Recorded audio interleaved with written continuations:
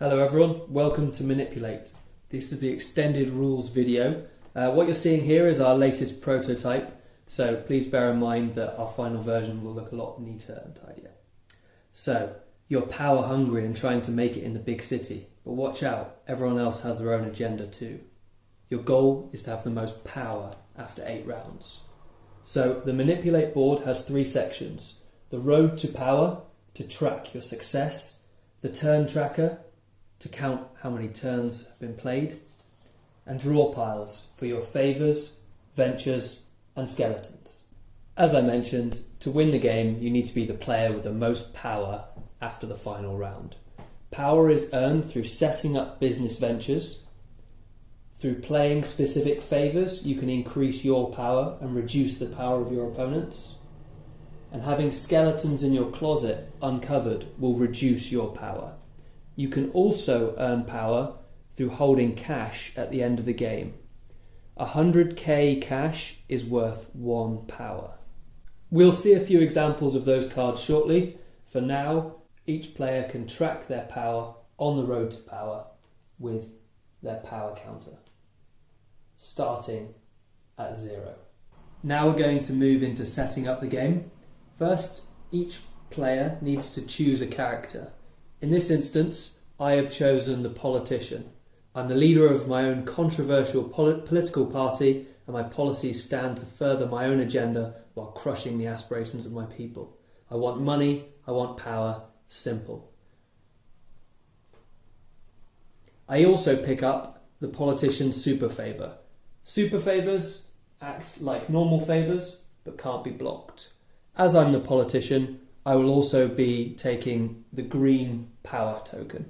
Next, each player is dealt 300k, 3 favours, 3 ventures, a skeleton, and a turn guide. The remaining cash is placed to the side of the board, and the remaining cards are placed on the draw piles.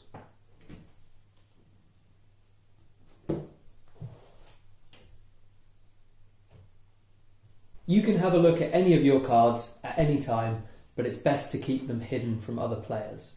So we're going to open our hand now. So we've got a few different favours, a few different ventures, and a skeleton. The first thing you do on your turn is to collect 100k salary. Everyone gets 100k at the start of each turn, and you can get additional cash once you've set up ventures, denoted by the black income bar. Now I've collected my income, I have the option to discard some cards.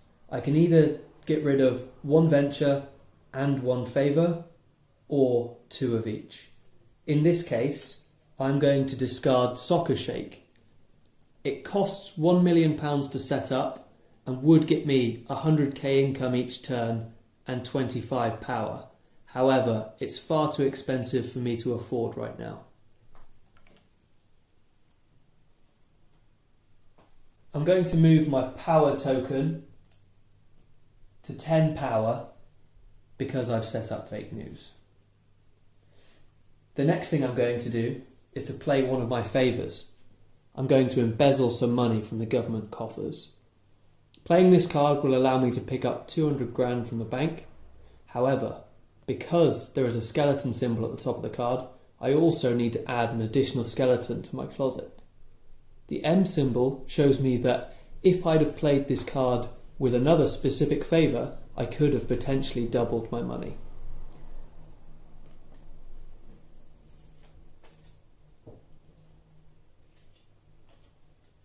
To elaborate a bit further on the combinations you can have with favours, I'm going to show you the tax haven card. So this allows you to double your income on your next turn from salary, ventures and favours. And the favours with an M are the only ones that will be affected. So if we were in the second turn and last turn I had played the tax haven card, this turn I would be able to get 400 grand from embezzle rather than 200 grand. As this favour has now been played, it will be burnt and placed to the bottom of the draw pile. Now we're going to take a quick look at my other favours to see what other options I have. Super Injunction allows me to block the actions of another player and can be played at any time, shown by the red title bar. Black title bar shows that I can play the favours only on my turn. At the moment there's nothing else I can do, but I am going to set up Happy Pigs. I'm going to pay another 200 grand and get another 3 power.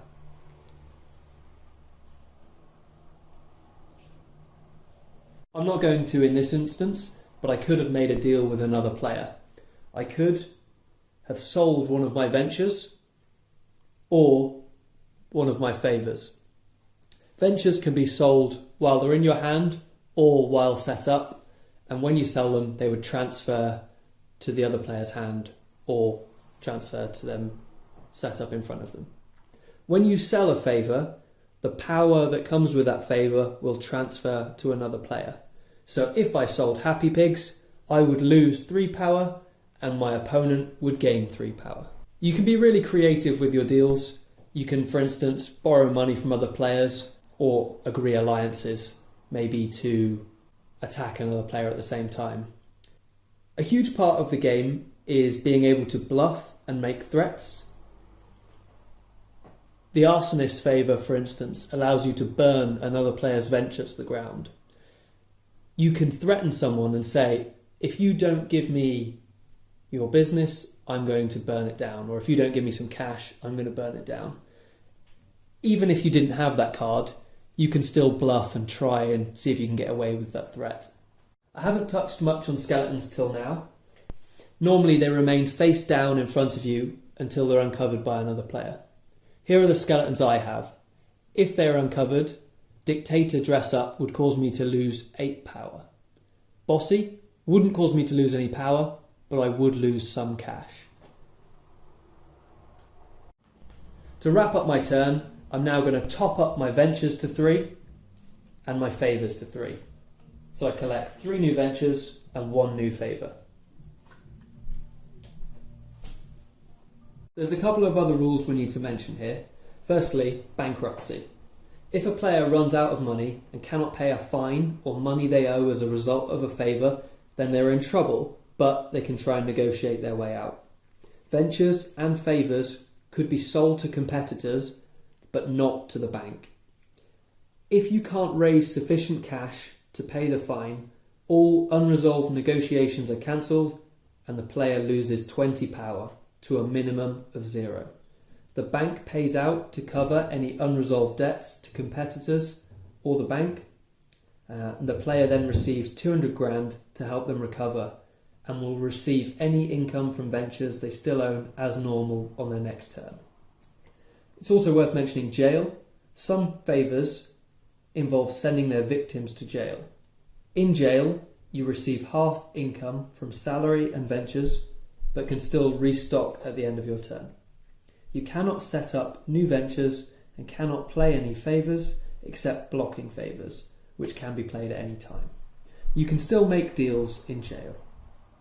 We've only briefly mentioned them earlier, but the super favour, as we said, acts like a normal favour, but it's a lot more powerful and it can't be blocked. There's a pool to choose from at the start of the game. In this case, this politician's super favour allows me to burn up to 2 ventures of my choice, maximum 1 per player from my opponents. You each receive half of the startup cost back as an insurance claim, so this one's not all bad for my opponent. So far we've only talked about the politician, but there are actually 5 other characters to choose from. We've got the media mogul, the criminal mastermind, head of police, tech entrepreneur, and the celebrity. I'm just going to read out the criminal mastermind. You're a seasoned criminal who honed your skills in the Primrose Hill underworld. Your rap sheet is long and, in your mind, illustrious. You plan to build a criminal empire to be proud of. Before we go into how to wrap up the game, there's one final rule I'd like to explain for the final round. Imagine we're in turn 8. Everyone is now able to play favours at any time. As you can see, we've moved to turn 8 and it's the end of the final round. Everyone has played their hand and it's time to wrap up the game. As you can see, since we last spoke, I've built up a vast business empire. I've accumulated a total of 47 power and I'm shortly behind the tech entrepreneur and just ahead of the criminal mastermind. In turn order, you need to now count up power from any ventures that align to your character and any cash you have in your hand. I'm the last to go in this scenario. I have 2 ventures that align to my character, Lockdown and Fake News. So I'm going to go up an extra 2 power. I also have 800k in cash. So I'm going to go up another 8, which pushes me just ahead of the tech entrepreneur and wins me the game. I hope that video has given you a good understanding of how to play the game. If you want to get in contact with us, our details are on our website and available here. Feel free to follow us on social media. Thanks for watching.